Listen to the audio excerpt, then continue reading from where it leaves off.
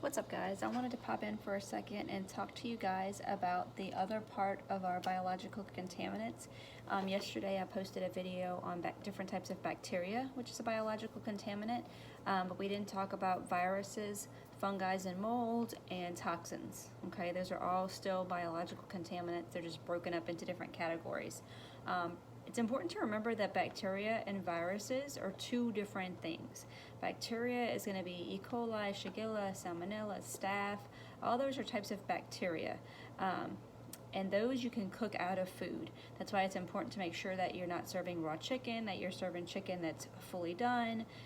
Same thing with, to prevent salmonella. Same thing with ground beef, to make sure that you're cooking the ground beef for hamburgers or roast or anything like that to the right temperature, because you can cook E. coli and stuff like that out of food. And deem it safe to eat. So bacteria you can cook out of food. Viruses you cannot cook out of food. And think about it too, like when you get a bacterial infection versus a virus. A lot of times you go to the doctor if you've got staph or something like that. If it's a bacteria, they can give you medicine to get rid of it. A virus, have you ever heard it before? A virus, oh, just let it run its course. There's no treatment for it, that kind of thing. So bacteria and viruses are two different things. A bacteria, they're both biological contaminants. They're just two different things. So bacteria is going to be Salmonella, E. coli, staph, and that kind of stuff. You can cook that out of food. Viruses you cannot cook out of food. The two biggest viruses that you need to know are norovirus and hepatitis A. Norovirus is very similar to the stomach flu when you get it. You have body aches, throwing up, diarrhea, all that kind of stuff. But norovirus is also the most popular one too. You get by not washing your hands. So viruses, you cannot cook them out of food. You got to wash your hands. Think about it with COVID-19. It's a virus, and what do we keep saying? Wash your hands, wash your hands, wash your hands. That's the only way to prevent it. So norovirus, wash your hands. If somebody is sick with norovirus, I like to think of it as the stomach flu. They cannot work. They've got to go home. I used to tell the kids last semester, bye Felicia, see you later. You cannot work in the restaurant. You cannot come back until you have a note from your doctor and from the local state or regulatory authority. Same thing with hepatitis A. The biggest thing with hepatitis A, it's also a virus. And the biggest thing with it is jaundice. Jaundice is when your skin turns yellow, the white part of your eyes turns yellow. That's a common question on the certification test as well. What type of virus or do you usually get is jaundice associated with? Jaundice is associated with Hep A. So I used to ask the kids, last semester, I've got jaundice, what do I have? Oh, you got Hep A. Can I work? No. Send you home. Bye, Felicia. Can't come to work with hepatitis A. Highly contagious. Norovirus, back to norovirus, by the way, is really contagious, and they were seeing a lot of it pop up on cruise ships. Because think about it, on a cruise ship, everybody's close together, in close proximity, and it's just being transferred like rampant. So norovirus, you would see, which is like the stomach flu, you would see on cruise ships a lot.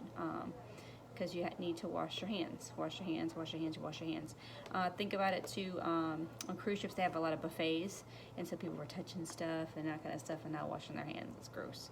So that's why norovirus was really popular, there's big outbreaks of it on cruise ships. Hepatitis A, you need to know where you're buying your stuff from, like oysters and that sort of thing.